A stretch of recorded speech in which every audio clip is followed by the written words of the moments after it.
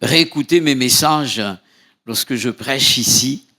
Et c'est une bonne chose pour m'améliorer et je visionne et tout. J'ai écouté le message de dimanche, vous vous rappelez donc de ce message « Dieu change nos rêves en abondance ». Et j'ai relevé une petite erreur et j'aimerais réparer l'erreur, d'accord ? Et il est important de reconnaître ces erreurs. Lorsque j'avais parlé de Jésus qui veut changer notre logique en foi, j'ai pris l'exemple du miracle de Jésus qui avait changé l'eau en vin, vous vous rappelez ? Au lieu de dire que c'est l'ordonnateur qui a dit aux mariés, tout homme sert d'abord le bon vin, puis le moins bon après qu'on s'est enivré. Mais toi, tu as gardé le bon vin, jusqu'à présent. À la place de l'ordonnateur, j'ai mis le nom de Jésus. En fait, c'est pas Jésus, d'accord ? Il est important que j'ai rectifie ce nom-là. Et pour moi, le nom de Jésus est important. Je ne peux pas le confondre avec quelqu'un d'autre. C'est Dieu. Alléluia. Et je dois le respecter. Alléluia. Je dois le respecter. Même si ce n'est pas une erreur doctrinale, mais Jésus doit être à sa place. Alléluia. À sa place. Et il est Dieu. Il est Dieu.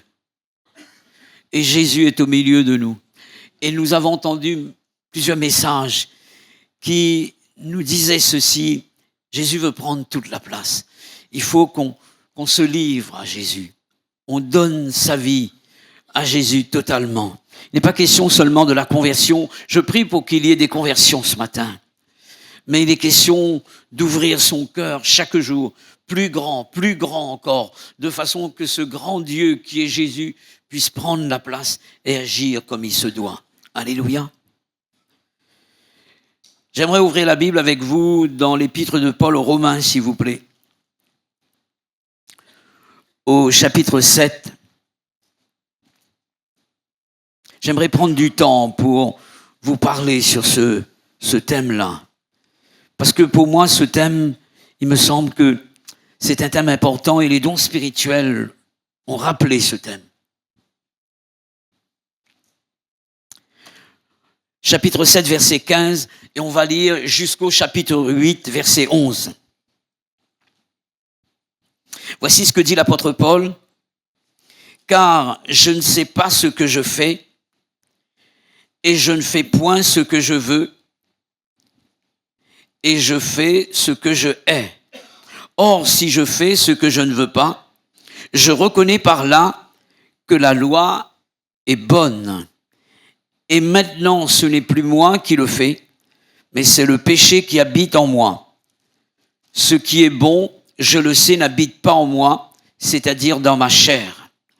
J'ai la volonté, mais non le pouvoir de faire le bien. Car je fais le bien que je ne veux pas, et je fais le bien que je ne fais pas le bien que je veux, et je fais le mal que je ne veux pas.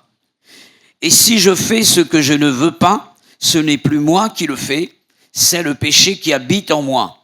Je trouve donc en moi une loi, cette loi, quand je veux faire le bien, le mal est attaché à moi.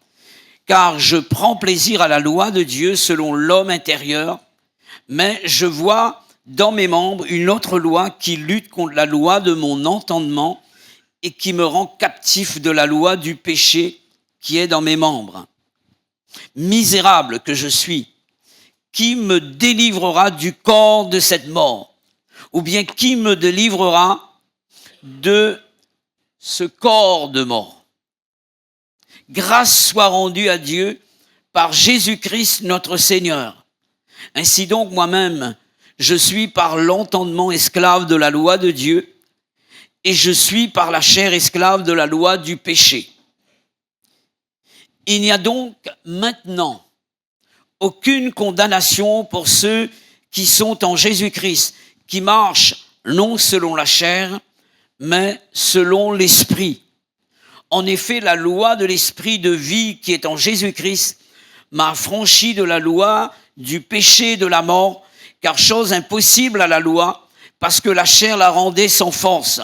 Dieu a condamné le péché dans la chair en envoyant à cause du péché, son propre Fils dans une chair semblable à celle du péché, et cela afin que la justice de la loi fût accomplie en nous qui marchons non selon la chair, mais selon l'esprit.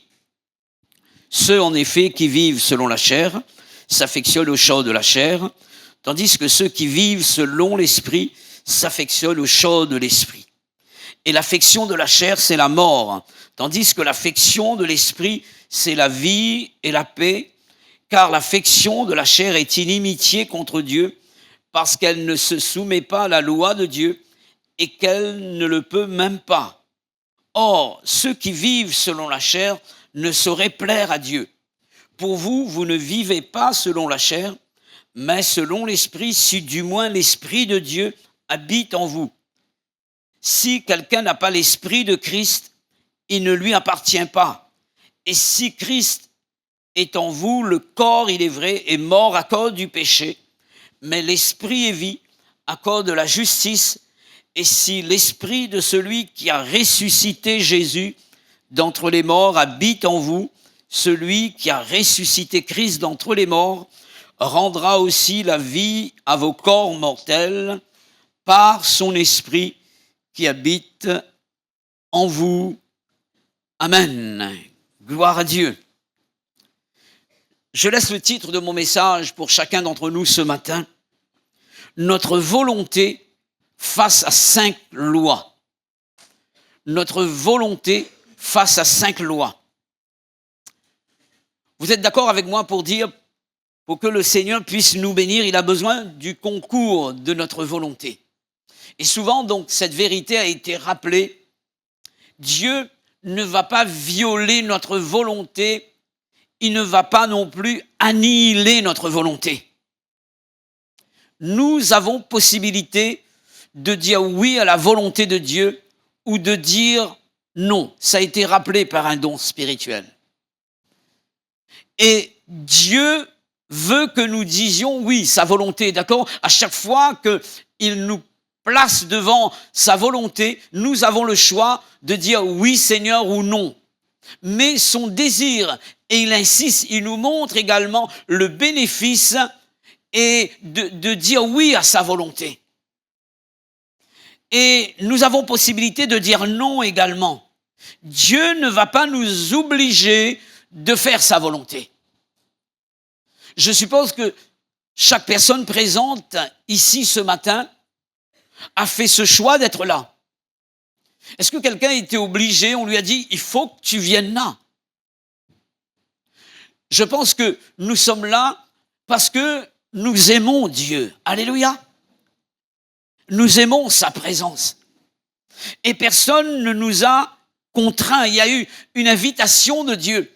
Et chaque réunion que nous avons, c'est une invitation de Dieu, c'est une sainte convocation. Et nous avons répondu à la volonté de Dieu parce qu'il désirait que nous soyons présents ici. Alléluia.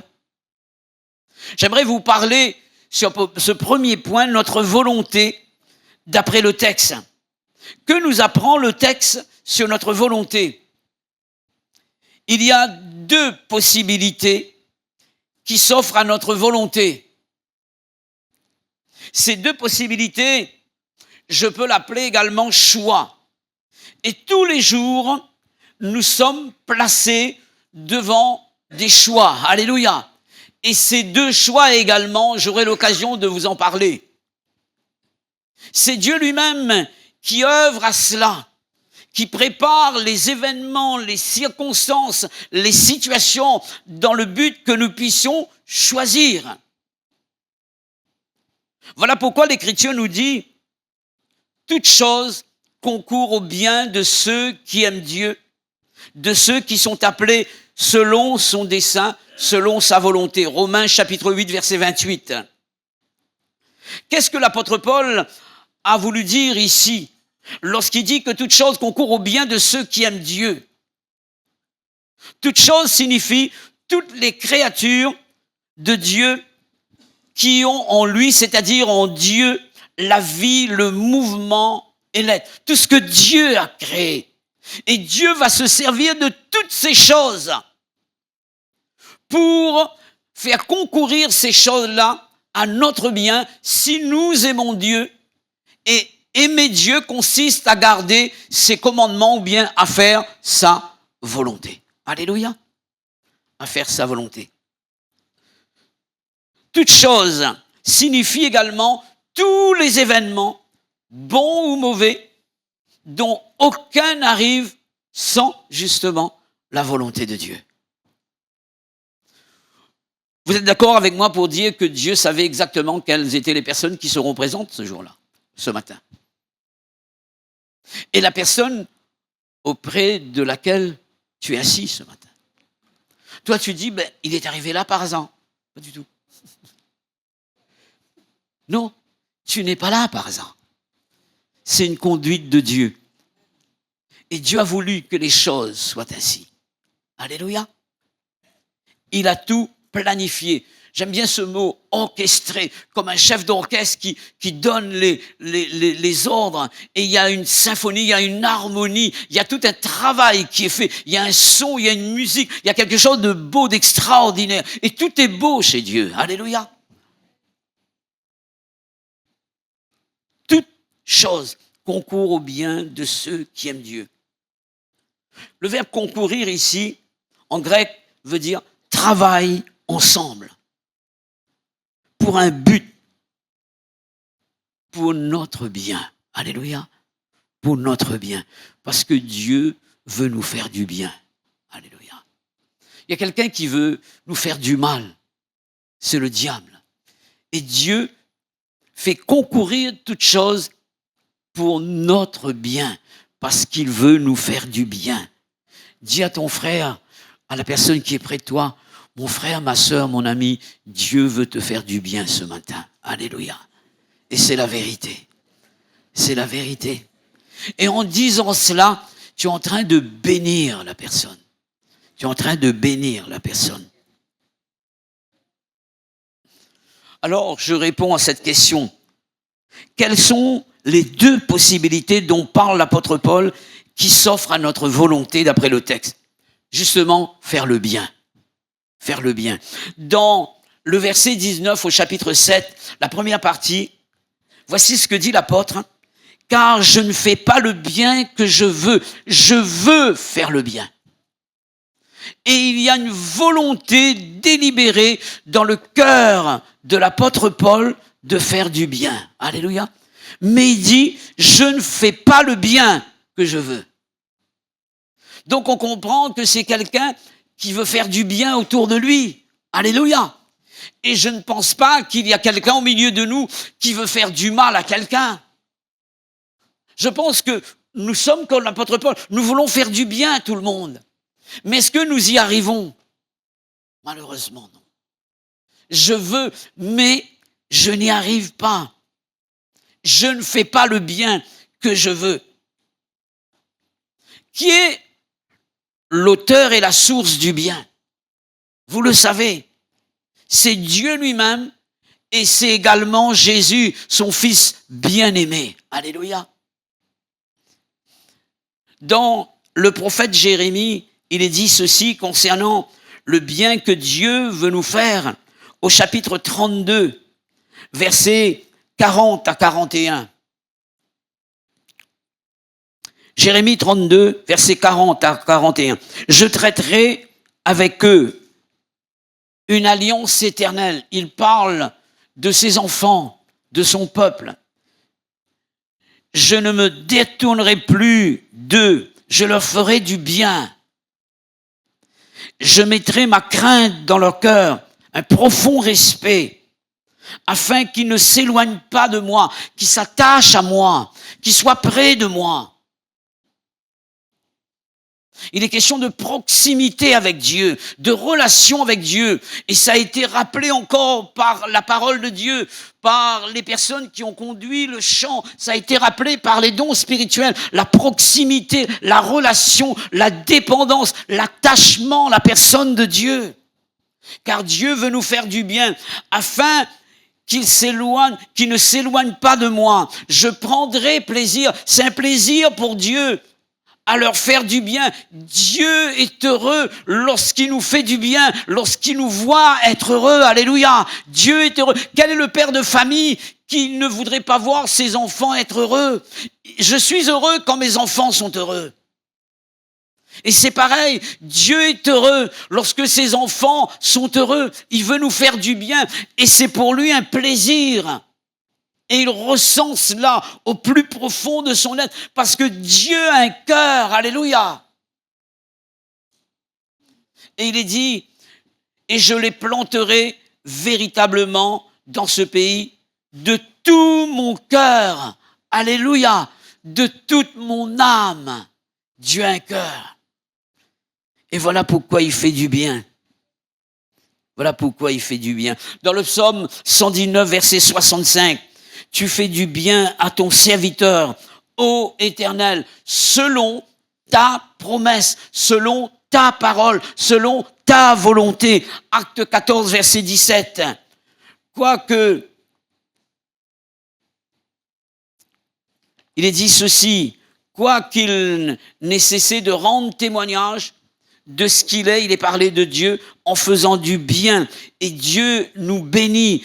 Jésus, la Bible dit qu'il parcourait les villes et les villages ne faisant que du bien. Pourquoi? Parce que le Dieu qui fait du bien était avec lui. Alléluia.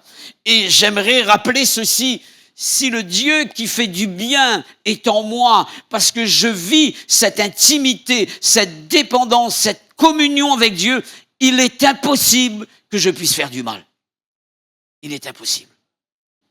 Il est impossible. On a parlé de l'auteur du bien, c'est Dieu, de la source du bien, il vient de Dieu. Deuxième possibilité qui s'offre à notre volonté, c'est faire le mal. Chapitre 7, verset 19, deuxième partie. Je fais le mal que je ne veux pas. Je fais le mal que je ne veux pas. Paul veut faire le bien, mais il fait le mal qu'il ne veut pas. Et qui est l'auteur et la source du mal? C'est le diable, mes frères et sœurs. Son nom, c'est aussi le malin. Mot qui tire son origine de l'hébreu dit grec, qui signifie mauvais, méchant, ou mal même. Et nous, malin en créole, on dit, c'est la personne au rusé, c'est pas pareil. Hein. Il y a le mot, la racine du mot mal, c'est pas pareil du tout.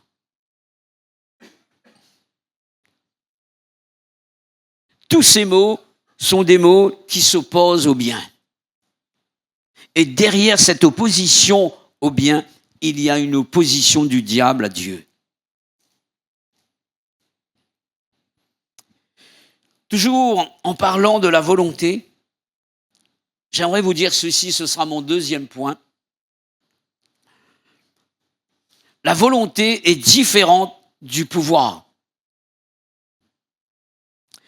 Nous avons lu dans le verset 18, chapitre 17, deuxième partie, « J'ai la volonté, dit Paul, mais je n'ai pas le pouvoir. » Vous comprenez pourquoi il veut faire du bien, mais il ne fait pas le bien. Parce qu'il a la volonté, mais il n'a pas le pouvoir. Il n'a pas le pouvoir. Et souvent, c'est comme cela. Une fois, je discutais avec quelqu'un, je lui parlais du péché. Il me disait, je sais que je vis dans le péché. Et je l'ai entendu maintes et maintes fois. Je n'ai pas besoin de réentendre cela. Et ça a été une leçon pour moi. J'ai besoin de recevoir le pouvoir pour en être délivré. Alléluia. Et parfois, on s'attarde seulement sur une sorte d'accusation. Tu as péché, tu as mal agi. Non, nous devons communiquer aux gens le pouvoir d'être libérés. Alléluia, d'être libérés. C'est notre responsabilité en tant qu'enfant de Dieu, en tant que serviteur et servante de Dieu.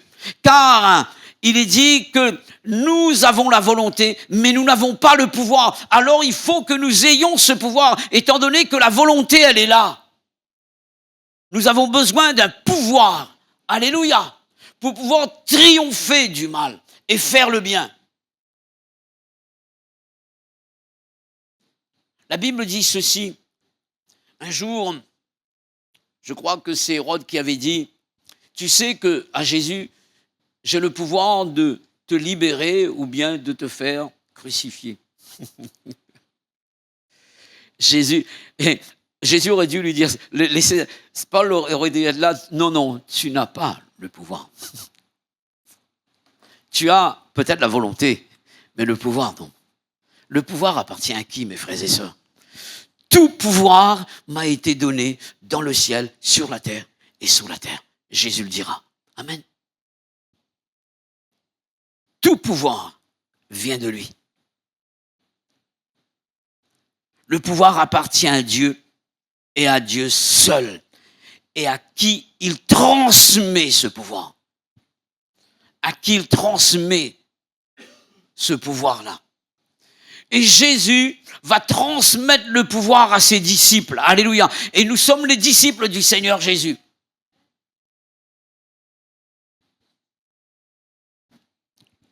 Il y a des choses que nous voulons faire et nous avons la volonté de le faire. Mais nous ne pouvons pas les faire.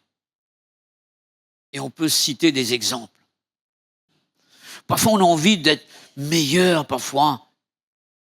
On dit, oh là là, si je pourrais changer et être comme cela. J'aimerais être comme ça. Je veux être comme cela. Mais je n'ai pas le pouvoir. Je n'ai pas le pouvoir. Et beaucoup se reconnaissent ce matin dans cette pensée qui est exprimée. Je veux. Seigneur, tu sais que je veux. Mais je n'ai pas le pouvoir. Je n'y arrive pas. On va considérer, cette fois-ci, après vous avoir parlé de la volonté, quelles sont les lois auxquelles notre volonté doit faire face? Premièrement, la loi de Dieu. Et voici ce que l'apôtre Paul dira au verset 16. Il dit, je reconnais que la loi, elle est bonne. Amen. La loi, elle est bonne. Il y a une loi qui est là et qui est bonne. C'est la loi de Dieu. Et il faut comprendre ici, le grec, c'est nomos. Ça veut dire la loi mosaïque ou bien la loi de Moïse ou la Torah, d'accord? Et on peut parler également de loi morale que Dieu avait laissée à son peuple. On peut parler également des principes, des règles également que Dieu avait laissées à son peuple. Il y avait des lois également qui étaient des lois cérémonielles. Mais toutes ces lois-là étaient bonnes. Et l'apôtre Paul le dit également, la loi de Dieu, elle est bonne. La morale, elle est bonne, non? Vous faites de la morale à des gens parfois, c'est important. Et nous, à mon époque, peut-être que maintenant à l'école, ça se fait plus. Nous, on faisait... Qui c'est qui a à mon âge à peu près 25 ans, là, s'il vous plaît? 70 ans, voilà. À peu près soixantaine, allez, on y va. Vous vous rappelez, à l'école, on faisait la morale. Vous vous rappelez? Et avant de commencer les cours, c'était une leçon de morale. On nous apprenait comment vivre le civisme, comment dire bonjour, s'il te plaît, merci, etc. Aider une vieille personne qui doit entrer dans le bus. Vous vous rappelez de toutes ces choses? Faire traverser la rue à la personne. Il n'y a plus ces choses-là. Respecter les autorités. Maintenant, les policiers tremblent devant les gens maintenant. Ils n'ont plus d'autorité, malheureusement. Quand on entend parler ce qui se passe, on a entendu ça hier soir encore à la télé, quelqu'un qui étrangle son épouse et qui ne respecte plus, il n'y a plus de respect, il n'y a plus de fidélité. La loi morale est bafouée. Et il n'y a plus ces choses dans la société. Et ça nous fait peur. Et il va étrangler son épouse et se pendre ensuite. Vous vous rendez compte? Le respect du mariage, le respect, certains ne connaissaient pas la Bible, nos ancêtres, nos grands-pères, etc. Mais la grand-mère, elle a respecté son mari et inversement, c'était comme cela. Il y avait un respect qui était là. Je me rappelle, mon grand-père, il était comme ça, il était assis. Il avait 60 ans, il était déjà dans le pliant, donc il était là assis. Et tout le monde le respectait. C'était un peu le, comment on peut appeler ça, donc, le patriarche, voilà, effectivement, merci. Heureusement que j'ai des frères, des sœurs aussi. Voilà.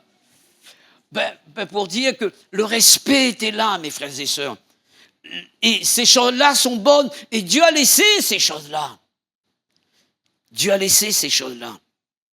La loi, elle est bonne, dit l'apôtre Paul. Donc la loi, parce qu'elle est bonne, elle nous fait du bien, n'est-ce pas? Elle nous fait du bien. Et c'est la raison pour laquelle Paul va dire plus loin, au verset 22, « Je prends plaisir à la loi de Dieu selon l'homme intérieur. » Et il est important que je m'arrête un moment sur cette expression « l'homme intérieur ». Je prends plaisir à la loi selon l'homme intérieur. Cela veut dire qu'il y a un plaisir par rapport à une partie de notre être qui nous permet de prendre plaisir aux choses-là. J'apprécie. Ça me fait penser également à Hérode. Il appréciait Jean-Baptiste selon son homme intérieur. Mais il n'avait pas le pouvoir d'obéir. Vous comprenez là? Il appréciait la parole. Et il trouvait que Jean-Baptiste était un homme de Dieu. Mais la Bible dit qu'il est resté souvent perplexe. Il n'y a pas eu de réaction par rapport à la parole. Et pourtant, il réalisait que la parole était bonne, la loi, elle était bonne. Et là, il est question de l'homme intérieur. Et on peut remplacer l'homme intérieur par son esprit.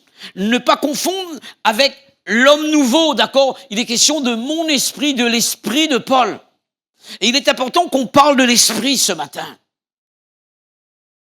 Dans 2 Corinthiens chapitre 4 verset 16, nous arrivons à mieux comprendre ce qu'est l'homme intérieur. C'est notre esprit. Voici ce qui est écrit. Et lors même que notre homme extérieur se détruit, il s'agit de notre corps, vous êtes d'accord avec cela? Et il est dit, notre homme intérieur se renouvelle de jour en jour. Là, il est question de l'esprit qui se renouvelle. Et tout se joue à partir de l'esprit. Et ça a été rappelé par un don spirituel ce matin. Tout se joue au niveau de l'esprit, concernant les choses de Dieu, concernant la loi de Dieu même. Il va dire que, selon l'homme intérieur, il apprécie la loi. Elle est bonne. Et je prends plaisir à cette loi, selon mon esprit. Cet homme intérieur, Paul l'appelle aussi l'entendement. Cela m'amène à vous présenter la deuxième loi, après vous avoir parlé de la loi de Dieu. J'aimerais vous parler de cette deuxième loi que l'apôtre Paul appelle la loi de l'entendement ou la loi de l'homme intérieur. Il s'agit de la loi de notre esprit, l'esprit humain. Ne pas confondre avec la loi de l'esprit avec un grand E, qui est en Jésus-Christ. On aura l'occasion de parler de cette autre loi, la loi de l'esprit de Jésus-Christ. Là, il est question de la loi de l'entendement ou bien de la loi de mon esprit humain. Dans Romains chapitre 7, verset 23, il est dit, il y a une lutte contre cette loi-là, la loi de l'entendement, d'accord? Une lutte contre la loi de l'entendement. Il y a un combat. Et vous comprenez que on va avancer pour voir pourquoi ce combat. Pourquoi ce combat? L'entendement se trouve en chacun de nous, d'accord? C'est la partie de notre être qui nous permet de connaître Dieu. C'est notre esprit. Car Dieu se connaît à partir de l'esprit de l'homme. La loi de l'entendement, c'est cette loi qui régit la structure, le fonctionnement et l'organisation de notre esprit. Parce que c'est organisé en nous, c'est structuré en nous. Voilà pourquoi il est question de loi. cette loi nous permet de connaître Dieu par la partie intuitive de notre esprit qu'on appelle l'intuition. Quels sont ceux qui étaient là hier pour la prière matinale, s'il vous plaît? Non pas pour juger qui que ce soit, d'accord? Il y avait un frère qui avait parlé sur ce point hier matin, vous vous rappelez? Il a parlé de l'intuition, vous vous rappelez? D'accord? Ça fait partie de notre esprit. Il est question de cette partie intuitive de notre esprit, de l'homme intérieur ou bien de l'entendement, d'accord? De l'entendement. Et ensuite, cette loi nous permet de discerner le bien et le mal. Le frère en a parlé également hier. La conscience, la loi de notre conscience. Et ça fait partie de notre esprit. Et ensuite, il est parlé de cette loi qui nous permet de vivre la communion avec Dieu par une communion avec notre esprit en grec. Et je crois que le frère en a parlé. Il a parlé de koinonia. Vous vous rappelez, c'est le frère Nicolas, d'accord? Ça veut dire la communion. La communion avec Dieu. Et la communion se fait par notre esprit. Voilà pourquoi il est parlé de la loi de l'entendement, parce qu'il y a une loi qui régit toutes ces choses en nous, au niveau de notre esprit.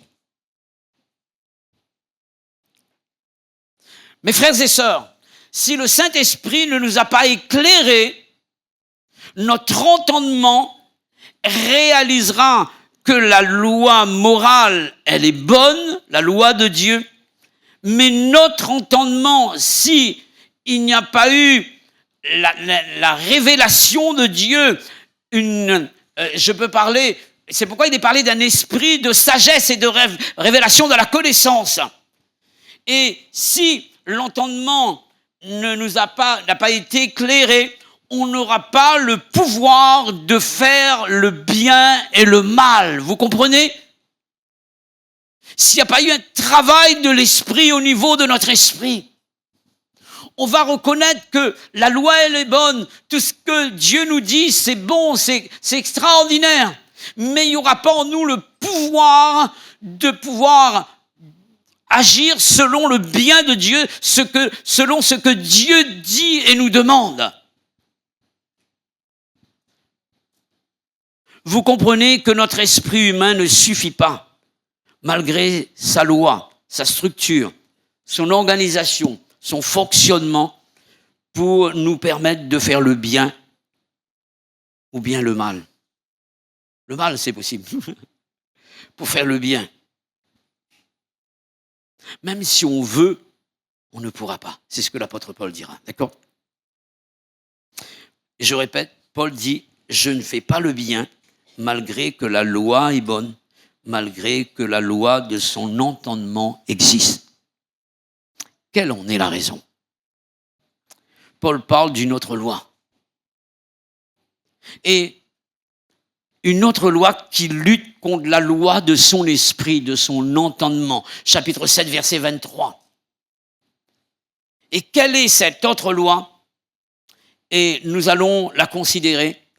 Et ce sera la troisième loi. Elle s'appelle la loi de la chair. La loi de la chair.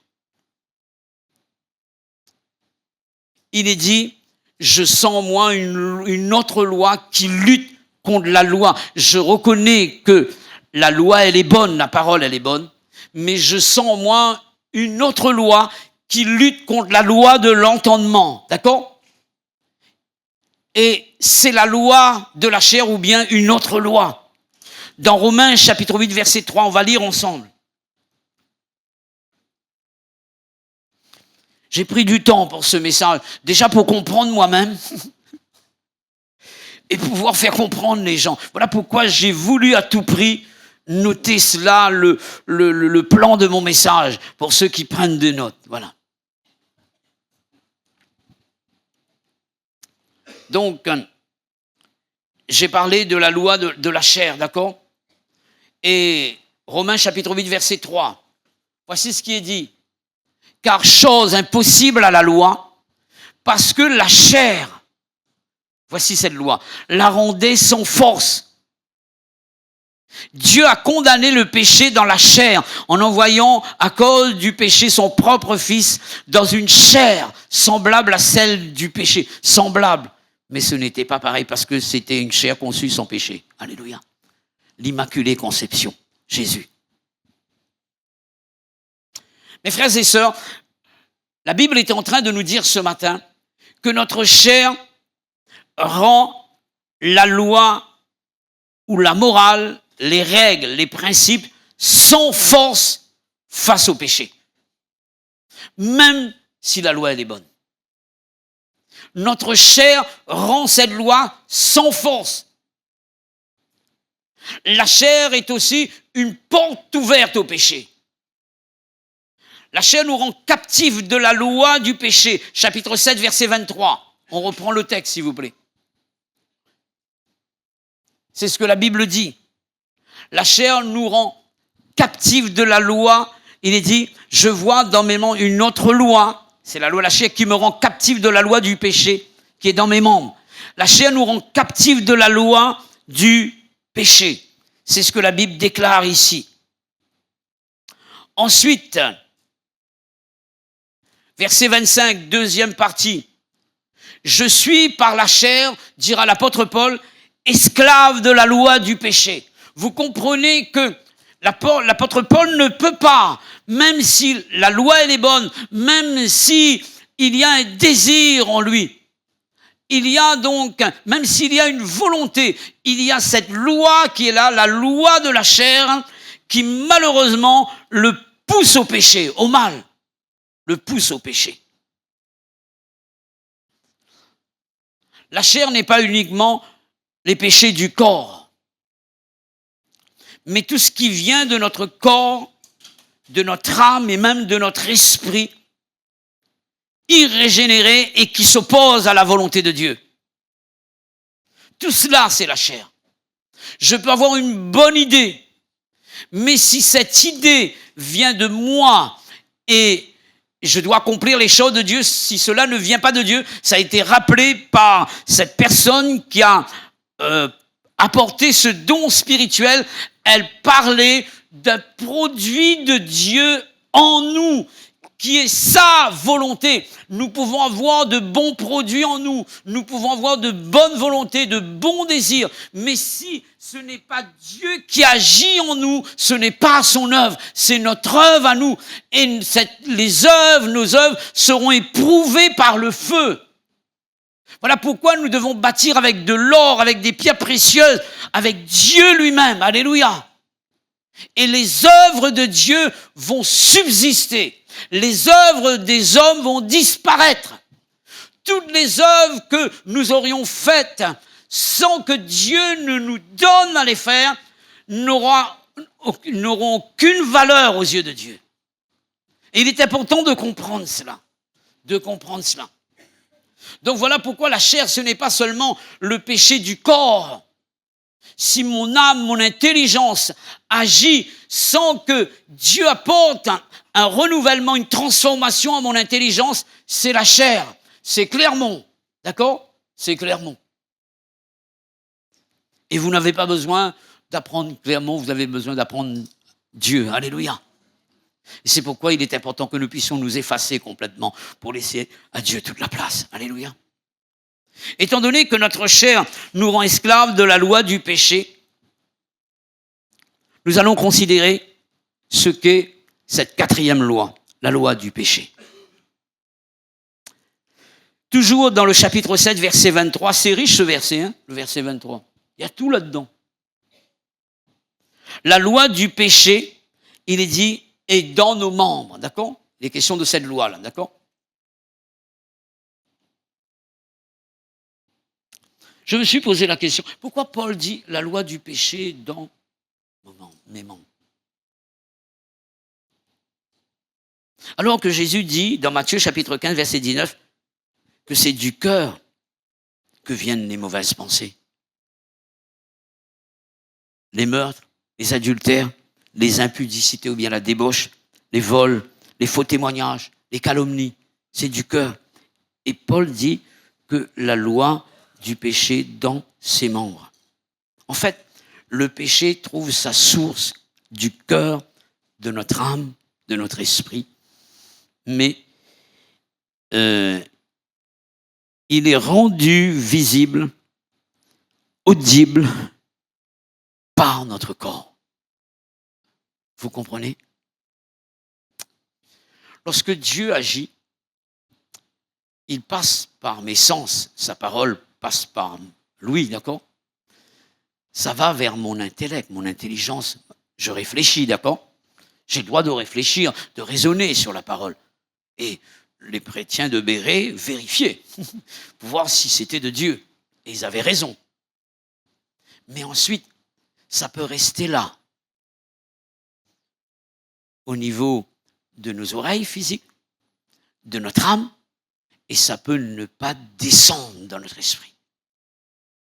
Voilà pourquoi il y a des personnes qui réagissent sous l'effet de l'émotion de l'âme.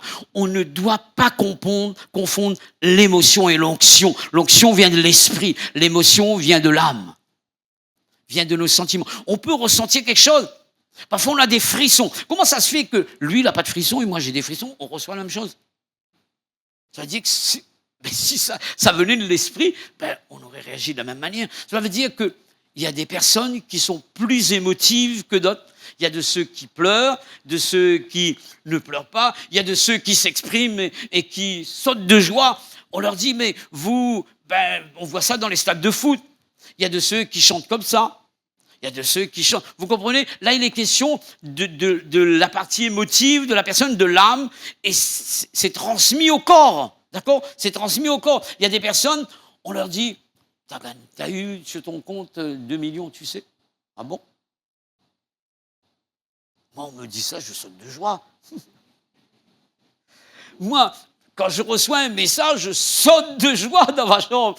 Je saute de joie. Peut-être qu'il y aura un autre pasteur, il sera comme ça. Mais ça ne veut pas dire qu'il n'est pas de Dieu, d'accord? Là, il est question de la partie émotive de notre âme. Mais ce qui compte, c'est l'esprit, alléluia, c'est l'esprit. Et maintenant, lorsque nous recevons de Dieu pour transmettre, notre esprit est touché. Qu'est-ce qui se passe pour communiquer ce que nous recevons de Dieu? Nous passons par notre âme, par notre intellect, par notre volonté, et nous traversons le corps également. Voilà pourquoi l'apôtre Paul va parler de la loi du péché qui est dans ses membres. Parce que c'est sorti dans son âme, dans son esprit qui n'est pas régénéré, et c'est parti vers le corps. Et les gens ont entendu la parole, les gens ont vu donc les actions du péché, les œuvres du péché. Vous suivez? Mais nous savons que le péché vient à l'intérieur. Paul va ajouter au mot loi une autre puissance que celle du péché. Il parlera de la puissance de la mort. Romains chapitre 8, verset 2. En effet, la loi de l'esprit de vie qui est en Jésus-Christ m'a affranchi de la loi du péché et de la mort. Il a eu raison d'ajouter cela, parce que des fois on minimise le péché. Juste à côté, il y a la mort. La loi du péché et de la mort. Quelqu'un qui pêche du Dieu, c'est quelqu'un qui mourra. C'est ce que la Bible dit. Et lorsqu'il est parlé de la mort, c'est la mort du corps, à l'origine, depuis le jardin d'Éden. La mort ne devait pas nous toucher, mais c'est à cause du péché que la mort est entrée dans le monde. Ensuite, Adam était séparé d'avec Dieu. Il est question de cette séparation, de cette mort spirituelle. Et toute personne qui naît sur cette terre avec la nature pécheresse est séparée de la communion de Dieu. Il est question de mort spirituelle. C'est pourquoi l'apôtre Paul dira « Mort que vous étiez, vous êtes rendus à la vie ». Donc il ne parle pas de la mort physique, il parle de la mort spirituelle. Et si nous sommes morts spirituellement parlant, les choses de l'esprit, les choses de Dieu ne nous atteignent pas. Nous sommes fermés à ces choses-là. Et nous avons besoin d'une ouverture d'esprit. Et là, en plus de la mort spirituelle, s'il n'y a pas une conversion, s'il n'y a pas un travail de Dieu au niveau de notre esprit, nous atteignons cette mort qui s'appelle la mort éternelle. Et vous comprenez que pécher, c'est grave. C'est pas une petite affaire. C'est pas comme cela. Non. Et il y a des conséquences également. Et là, on parle de la loi du péché, de la mort. Si les gens ne se convertissent pas, si ton voisin converti n'entend pas l'évangile de toi, il va mourir en enfer. Si ton épouse n'entend pas l'évangile de toi, si ton mari n'entend pas l'évangile de toi, cette personne va mourir en enfer. Et nous, vous comprenez notre grande responsabilité pour ce monde. Amener les gens à la vie de Dieu. Alléluia. Car l'évangile, c'est la vie.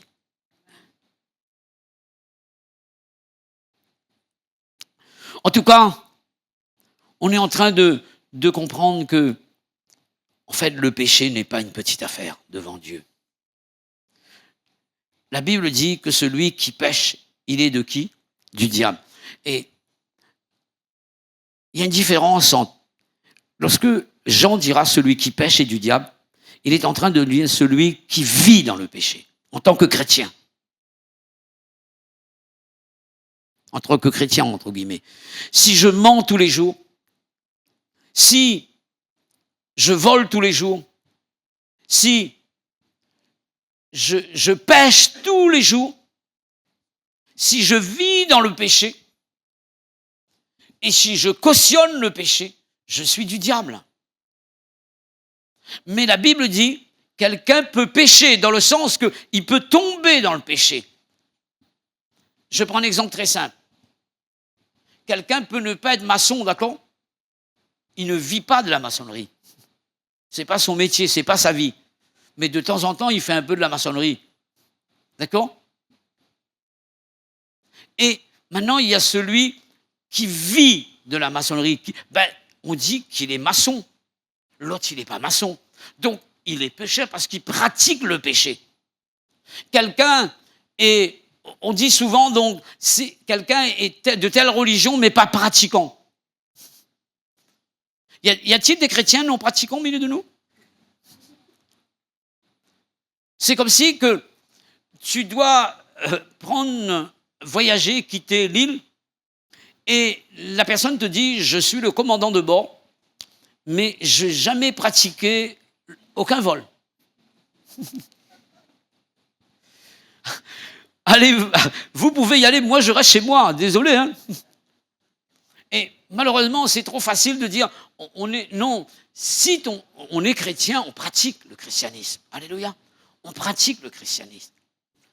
Et là, il est question de la loi du péché et de la mort. Paul, face à toutes ces lois,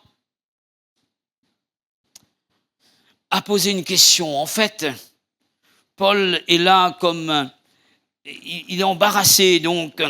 Et là, il a fait un constat, il a vu toutes ces lois, il a vu donc la loi de Dieu, il a vu la loi de la chair, la loi de l'entendement, la loi du péché et de la mort. Et là, il se rend compte que il n'y a pas de délivrance pour lui. D'accord? Ma douleur, dit Jérémie, elle est grande. Ma plaie, elle est douloureuse. Et Jérémie dit, il n'y a pas de possibilité.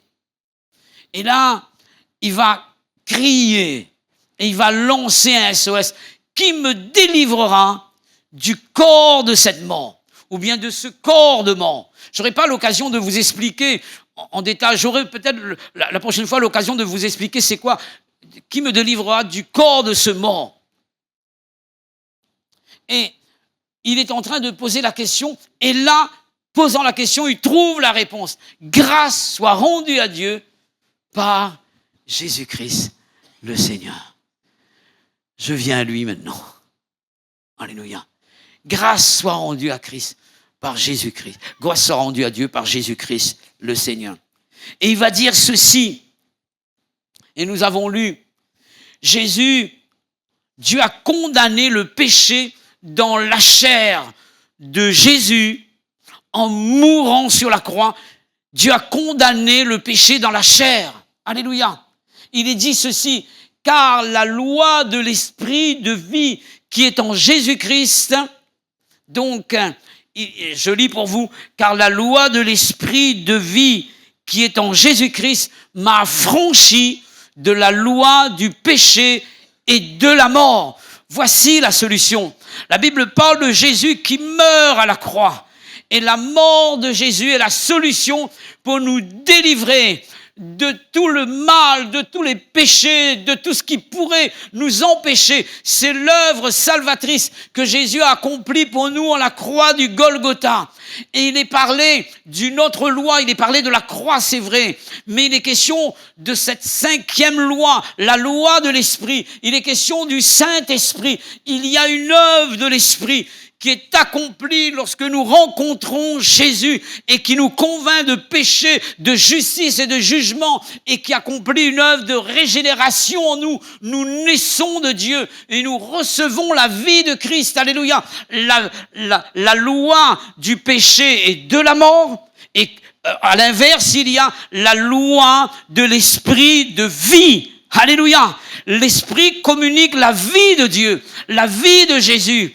Et j'ai besoin d'être rempli du Saint-Esprit, non seulement pour être régénéré, être né de nouveau, mais pour pouvoir faire face tous les jours à ma chair, parce que la chair lutte contre la loi de mon entendement et j'ai besoin, c'est pourquoi l'apôtre Paul va parler d'une vie soumise à l'Esprit, une vie remplie du Saint-Esprit, une vie obéissante à la vie de l'Esprit. J'ai besoin de laisser l'Esprit diriger ma vie afin que la chair soit crucifiée. Et plus que je suis rempli de l'Esprit de Dieu, plus que je suis rempli de la vie de Dieu, car le fruit de l'Esprit, c'est l'amour, la joie, la paix, la patience, la bonté, la bienveillance, la fidélité, la douceur, la tempérance. Il est question de la nature de Christ en nous par rapport à une communion qu'on vit avec le Saint-Esprit. Je ne peux pas me passer du Saint-Esprit pour pouvoir triompher du mal. J'ai besoin de la présence du Saint-Esprit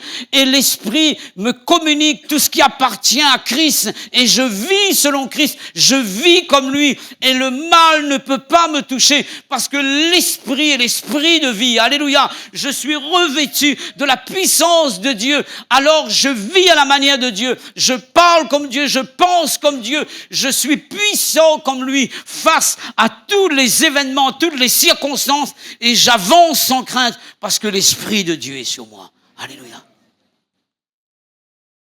Je termine. Ne vous enivrez pas de vin, car c'est de la débauche. La débauche est une œuvre de la chair. Mais soyez au contraire remplis de l'Esprit de Dieu, ou bien enivrés du Saint-Esprit. Alléluia.